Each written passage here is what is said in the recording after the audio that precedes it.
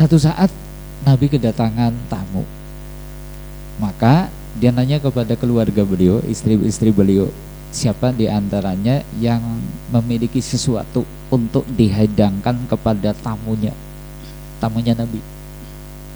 Cuma memang keluarga Nabi itu keluarga sederhana ya. Ditanya seperti itu, Ibunda Aisyah dan juga istri yang lain jawabannya nyaris sama. Kami nggak punya apa-apa ya Rasulullah, kami cuma punyanya air dan juga kurma, itu pun hanya sedikit, gitu kan. Bahkan nggak punya, jadi jarang ya Nabi itu dapur ngebul 1 bulan itu jarang. Jadi kadang beberapa hari dapur ngebul, makanan beliau ya kurma air itu tok gitu. Dan nggak punya simpenan dua kurma nganti 2 kilo, 3 kilo, nggak pernah gitu kan. Sampai akhirnya Nabi pun menawarkan kepada sahabat yang lain, karena istri-istri beliau nggak punya sesuatu nih untuk dihidangkan kepada tamunya. Maka Nabi bertanya, sahabatku, siapa di antara kalian nih mau menjamu tamuku ini? Gak pakai mikir panjang, Tolha itu langsung ngacung, saya Rasulullah. Sudah, nanti biar kami yang menjamu saja. Akhirnya dibawalah ke rumahnya Tolha. Sampai di rumah Tolha krisik-krisik sama istrinya, Dek, di depan ada tamunya Nabi. Kita punya apa? Kita muliakan tamu Nabi nih, mau dimuliakan. Bojone krisik-krisik manis. Kianane kurma ben nggo sepiring tok. Anaknya dewek ben pada urung pada madang gitu kan. Kurma sepiring, anaknya 3 juga belum pada makan. Wis kepriwe carane dikeloni kaya anake kon pada turu. Wong kena weteng ngelih kon dikeloni den angel pol bukan gitu kan, kaya nu lagi wareg dikeloni sih kayane ya turune angler. Iki genah jenenge genah iki kalian malah wis kepriwe carane dikeloni kae kok biar disuguhkan ke tamunya Nabi. Nah nanti kalau pas disuguhkan ini lampunya dimatikan saja biar tamunya itu nggak tahu bahwa makanannya cuma sepiring itu gitu kan. Akhirnya betul maju disuguhkan, lampu mati seperti itu. Tuan rumahnya etok-etok ya, etok-etok bahar gitu kan, dan seterusnya supaya tamunya itu tenang, oh ini makan itu dan seterusnya. Sampai akhirnya ya sudah, pagi harinya itu Tolhah ketemu dengan Nabi. Nabi itu kemudian wajahnya itu tersenyum. Jadi itu Nabi tahu apa yang terjadi pada Tolhah, kemudian mengucapkan selamat, Allah memberkahi apa yang kau lakukan semalam. Artinya demi memuliakan tamu, orang itu bisa sedermawan itu, sekalipun dirinya saja masih butuh, ternyata dia mendahulukan yang lain. Ini yang kita maksud, bahwa orang yang bertakwa itu alladzina yunfikuna fisyara wa dara, gemar berinfak baik dalam kondisi lapang maupun sempit. Kalau kita kan agi sempit nggo alasan, agi omber ora kelingan. Ya kapan infaknya ya, nggak kayak gitu ya. Keberatan agi sempit nggo alasan mungkin nggo mikir keluargane dhewek kurang kok infak nggo alasan. Barang begitu omber keberatan ora kelingan gitu kan. Wong nek saking bahagiane cok seperti itu. Nah, yo sambil kita introspeksi, sudahkah kita termasuk orang yang dermawan? Nah, dermawan nanti ada ukurannya macam-macam ya. Kalau yang hartanya sampai nisab, kedermawanan paling mendasar yaitu mengeluarkan zakatnya. Dan nanti kemudian yang tidak sampai nisab ya tetap menyisihkan sebagian hartanya. Makanya sering kami sampaikan, yuk kita siapkan kotak infak di rumah-rumah kita. Itu bisa menjadi latihan. Pokoknya dalam kondisi lapang maupun sempit, berusaha gimana? Infak.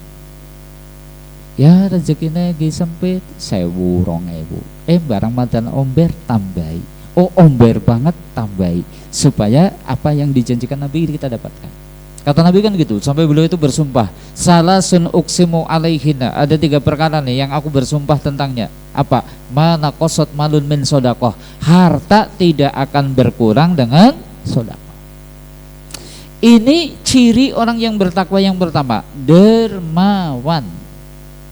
Yang kelanjutannya masih di surat Ali Imran 134, alladzina yunfikuna fisara wa dara. 2, wal kadiminal ghaido. Orang yang bertakwa itu bisa mengendalikan amarahnya, ora jengkelan, tidak emosinan. Ini ciri orang bertakwa. Sudah kayak gitu? Halo? Halo?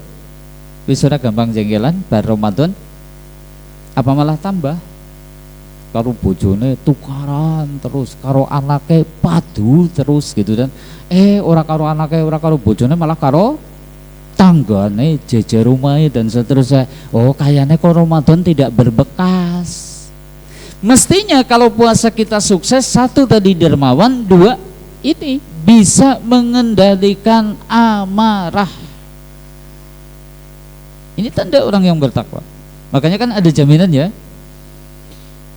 la tahdub walakal jannah.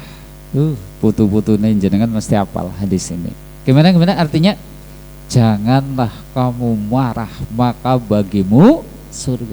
Sampai jaminannya surga. Kenapa? Karena orang kalau tidak bisa mengendalikan amarah, bahaya enggak? Bahaya enggak?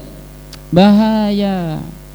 Bisa membahayakan badan orang, entah dirinya sendiri, entah keluarganya sendiri. Plak plak plak plak plak plak, gara-gara jengkel.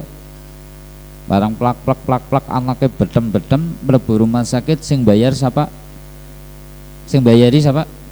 Ya ramane dewek, jane ya sing jenenge wong emosi anu rugi dirinya sendiri. Iya, enggaknya tidak menyakiti badan keluarganya, saudaranya atau dirinya, mungkin merusak, banting kursi, lawang ditendang nanti jebol, barang wis rampungan, sing dandani lawang sing bayar siapa? Yang dandani yang bayar dewek juga. Jadi emosi itu merugikan diri sendiri. Bahkan kalau sampai kemudian kita mencaci maki, menjatuhkan harga diri orang dan seterusnya, itu pun yang rugi sebenarnya diri kita sendiri. Makanya yang namanya emosi itu bisa menjadi biang berbagai macam keburukan. Maka orang bertakwa punya ciri khas, bisa mengendalikan amarah. Masih ingat pernah saya dongengi kisah tentang Tika, gadis kecil dari Malaysia. Pernah dengar? Saya ulangi lagi, ini dampak buruk marah. Jadi ceritanya gini nih.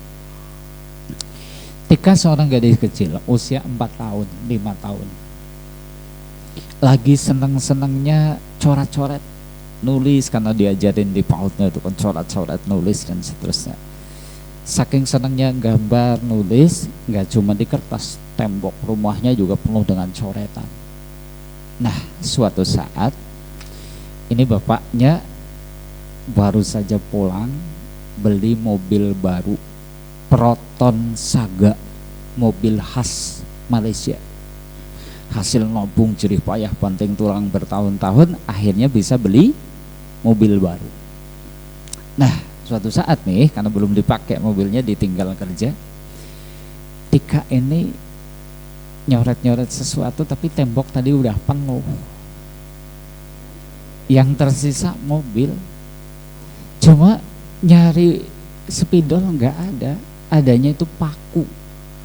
Wah, mobil barunya itu dibaret pakai paku, gambar bunga, gambar gunung, gambar matahari, dikasih inisial T I K A. Sore hari bapak ibunya pulang, Tika senang banget. Bapak, Tika pinter, ayo bapak lihat nih, gitu kan? Tika bisa gambar. Di mana ditarik tangan bapaknya, dibawa ke garasi. Kaget luar biasa, mobil baru yang baru dibeli, hasil jerih payah banting tulang nabung bertahun-tahun, ternyata sudah penuh dengan coretan. Bukan coretan spidol, ini coretan paku dan seterusnya. Langsung tanpa komentar, tangan Tika dipegang, kemudian diambil cambuk, dicambuki tangan Tika sama bapaknya. Ibunya, mamanya, karena dia pun tahu bagaimana suaminya jerih payah banting tulang, pun diam aja, sehingga kemudian dibiarkan Tika itu kemudian dipukuli tangannya oleh bapaknya itu tadi. Akhirnya Tika dikurung di garasi. Keesokan harinya dia menangis semalaman, keesokan harinya badannya itu demam, dibiarkan sama bapaknya sama mamanya. Sore harinya kemudian pembantunya yang kemudian mencoba menolongnya, tangan Tika itu kemudian sudah menghitam, demamnya semakin tinggi. Keesokan harinya pembantunya itu membawa ke dokter, diperiksa, ternyata ketika sudah dinyatakan tangannya itu harus diamputasi. Di rumah sakit bapak ibunya pada waktu itu masih marah, disuruh tanda tangan. Tangan Tika harus, ya akhirnya tanda tangan diamputasi. Selesai dioperasi, masuk ICU, Tika kemudian ciuman dari pingsannya, dari biusnya. Dia kaget melihat tangannya sudah buntu. Papa, mana, mama, di mana tangan Tika? Di mana tangan Tika? Tika nggak bisa gambar lagi, Tika tidak bisa menulis lagi. Coba, emosi membuat orang bisa seperti itu. Coba kalau mau hitung-hitungan, harga di baret mobil itu tadi andai harus dicat ulang, saya tanya, kira-kira butuh dana berapa juta? Berapa juta? Taruhlah kalau satu panel ya mungkin 1 juta, 2 panel ya 2 juta. 2 juta. Saya tanya, sebanding enggak dengan harga tangan anaknya yang harus diputus itu tadi? Tidak. Seperti itulah emosi, sehingga di dalam Islam itu ketemu ketika seorang sahabat dinasihati, la tahdab, la tahdab, la tahdab, kamu jangan jengkelan, kamu jangan jengkelan. Dia renungi, kenapa sih Nabi kok menasihati saya kok dengan satu kalimat saja, la tahdab, la tahdab. Akhirnya setelah bertahun-tahun direnungi, ketemu, innal hudoba yajma'u syarra kullah. Ternyata yang namanya emosi itu biang berbagai macam keburukan. Makanya orang bertakwa itu sebenarnya punya ciri khas. Ciri khasnya apa? Bisa mengendalikan amarah. Nah, sekarang mari kita evaluasi. Kalau puasa kita sukses, insya Allah kita menjadi orang yang seperti itu. Orang gampang jengkelan. Mbok karo bojone, mbok karo anake, mbok karo tanggane. Wong nang jalan gede becok gampang emosi, betul ya? Apalagi kalau suasananya pada tuh. Kemarin ada kecelakaan besar di tol Cikampek. Innova sama Grand Livina, breng-brengan. Jebul apa? Emosi. Wong kadang ngerti-ngerti kenal lagi macet, ngerti-ngerti langsung nyalip kemudian motong jalan, rasanya gimana? Jengkel. Ya nek jengkelnya gur kalimat tok sih mungkin ya sikil papat sing metu gitu kan. Sikil papat apa? Pedet gitu kan. Kebo, kursi. Tapi kadang orang cukup aja gitu, bahkan metu kang mobil wah sing blat-blat. Nah, ini yang jadi masalah. Maka orang bertakwa tandanya itu bisa mengendalikan amarah, emosi. Yang ketiga, orang yang bertakwa itu punya ciri khas. Ciri khasnya apa? Pemaaf. Wal afina aninnas. Ini masih di surat Ali Imran ayat 134 tuh. Wal afina aninnas, pemaaf. Dan ini menjadi ciri khas orang bertakwa. Makanya Nabi kita kan gitu. Orang yang paling pemaaf ya beliau. Kalau sudah yang disinggung pribadi beliau, yang disakiti badan beliau, beliau itu mudah memaafkan. Kecuali kalau yang kemudian dilecehkan, dihinakan itu adalah agamanya Allah dan seterusnya, lah baru beliau marah. Tapi kalau yang dihinakan itu ke pribadi beliau, yang disakiti badan beliau, sudah beliau itu paling bisa, paling pintar memaafkan. Kurang apa jahatnya Ummu Jamil tuh? Siapa Ummu Jamil? Istrinya Abu Lahab. Ini pasangan jahat semua nih, suaminya jahat, istrinya jahat. Ummu Jamil itu setiap Nabi itu mau pergi ke masjid, sudah dia tebar duri-duri gitu kan di jalanan supaya Nabi itu tertusuk duri ketika berangkat ke masjid. Ummu Jamil. Tapi apakah beliau dendam sama bibinya sendiri? Enggak. Ada tuh sahabat yang setiap kali Nabi, bukan sahabat ya, orang Quraisy itu kan, setiap kali Nabi itu ke masjid pasti ngeludain Nabi. Pokoknya Nabi lewat lewat maling, sampai suatu saat libur itu beliau ke masjid nggak ada yang ngeludain. Pulang kan beliau kaget, biasanya aku didoni kok prai ora didoni gitu kan. Sehingga Nabi nanya-nanya kepada para sahabat, kalau saya itu lewat di tikungan sana biasanya ada yang ngeludain. Ini hari ini kok prai, coba dicari tahu kondisinya gimana itu kok nggak ngeludain gitu kan. Nah, setelah dicari-cari kabar, ketemu kabar orang yang biasa ngeludahin Nabi itu ternyata lagi sakit. Coba jenengan saking bantar benda arep maring Alqomar nang jenggul mesti ana sing ngidoni coh itu kan saben Senin kayak gitu. Krungu-krungu sing biasa ngidoni agim priyang gitu kan. Saya tanya, jenengan ngendikan apa? Solehah temen. nek syukur kuwi tandane wong solehah. Angger wong jahat ya modar, kowe wong jahat, angger syukur wong solehah ya. Disyukur-syukurin gitu. Nabi enggak, begitu tahu bahwa yang biasa ngeludahin itu sakit gimana? Nabi itu menjadi orang yang pertama menjenguk beliau. Ya Allah, menjenguk orang itu tadi yang sakit itu tadi, sehingga orang itu pun kemudian abang ireng raine saking isine, saking wirange, sehingga akhirnya masuk Islam. Nabi pemaaf, orang soleh terdahulu kayak gitu, pemaaf. Kita kadang pemaaf tapi pemaaf nang ucapan tok. Apa malah nganggur sawal, rika urung jaluk ngapura, tak ngapura nih. Kadang nganggur krungu kaya gue kula niku cepret lah. Buktinya apa? Buktinya wis salaman wis ngapura-ngapuronan sing jengkel ya nang atine tetep jengkel. Ngasuk ya nang nangan maling, ngasuk ya tetap ada dendam. Orang yang pemaaf itu yang betul-betul pemaaf nggak seperti itu. Orang pemaaf itu gimana sih? Hati lapang dada, sekalipun mungkin disakiti, didolimi, dirugikan, lapang dada. Kemarin sudah kita bahas. Tanggane duwe endok, saben esuk ngirim nang terase jenengan kae lho. Endok sing ora ana cangkame. Angger jenengan pemaaf gimana? Nyong ora apa-apa. Nembe bae tepel teko moning tepel nyong ora apa-apa. Itu pemaaf. Nyong ora apa-apa, jebul endoke bali dengklang. Ya jenenge ya pendendam gitu kan, dan seterusnya gitu. Jadi pemaaf gitu, lapang dada sekalipun disakiti, didolimi dan seterusnya. Dan ini ciri khasnya orang bertakwa, pemaaf. Mungkin pernah saya ceritakan itu. Ada ulama besar namanya Haris Al-Muhaisibi ya. Mungkin pernah saya ceritakan. Dia itu punya tetangga orang Yahudi. Ada yang menarik ini, tetangganya mantan kebangetan banget. Kenapa? Jamban rumahnya itu bocor ke rumahnya Haris Al-Muhaisibi. Jamban, ngertos jamban? Septic tank, bukan kulah tempat air bersihnya bocor, bukan, jambannya bocor. Bertahun-tahun, belasan tahun itu terjadi. Haris Al-Muhaisibi tenang saja, seperti nggak ada masalah. Yang penting pagi hari dia letakkan ember di tempat itu, begitu penuh dibuang, nanti kemudian diletakkan ember terus seperti itu belasan tahun.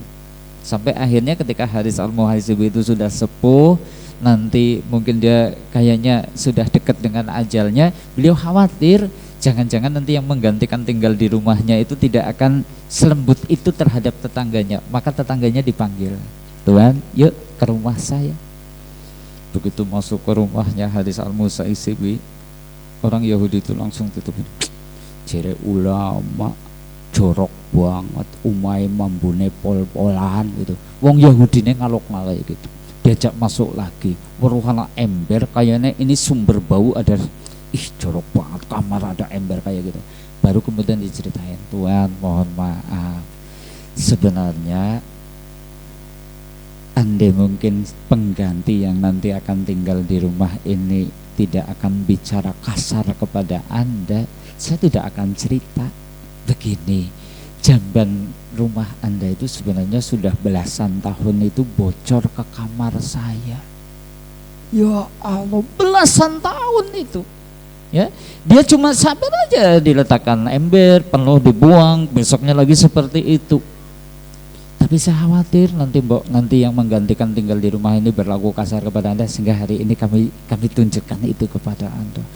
Wah, orang Yahudi tadi langsung ireng abang raine isine pol-polan, bahkan dia mengakui sungguh akhlak Anda akhlak seorang nabi. Hari ini saksikan saya masuk Islam. Orang ini masuk Islam gara-gara sifat pemaafnya. Jenengan tanggane duwe wit pelem kliyange maring lataren jenengan dulu sabun esuk padu.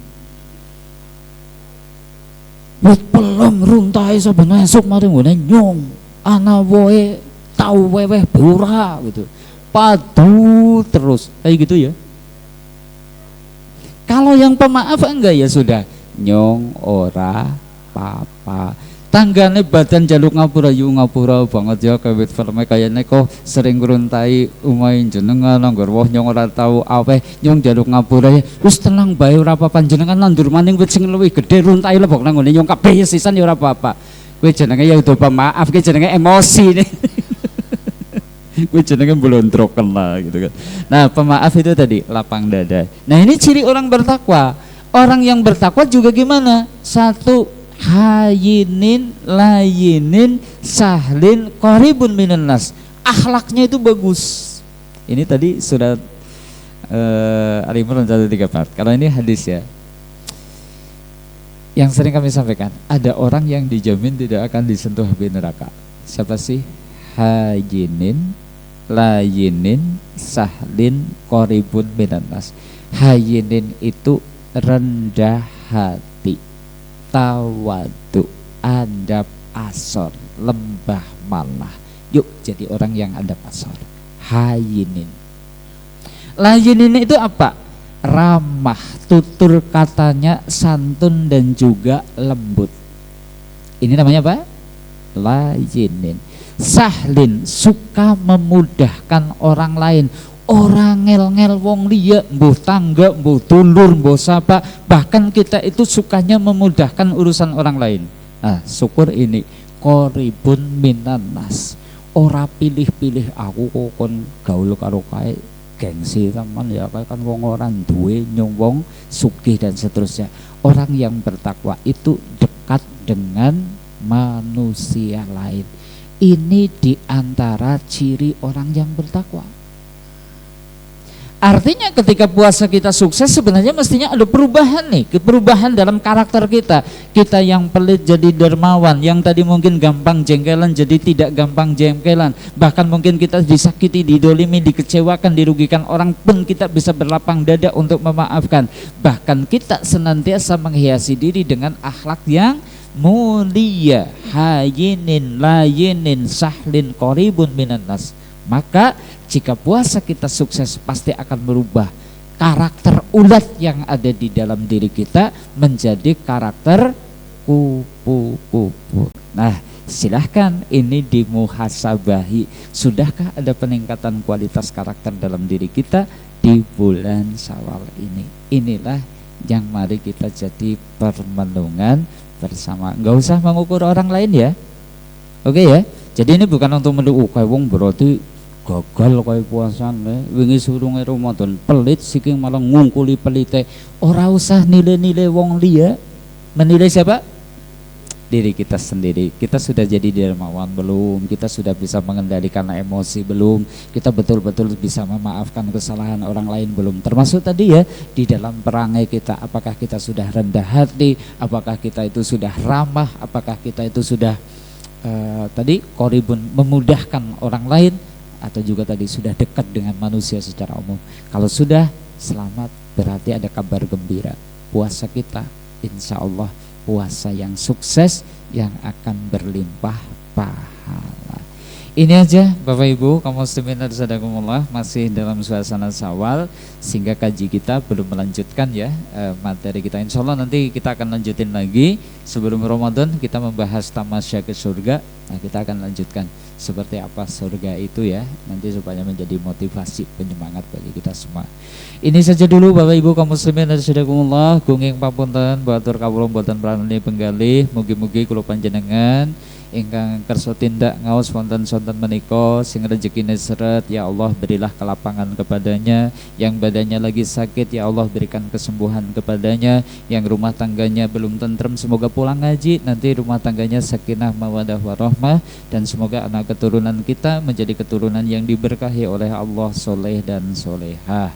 Demikian dari kami, wallahu a'lam bishawab, billahi taufiq wal hidayah. Assalamualaikum warahmatullahi wabarakatuh.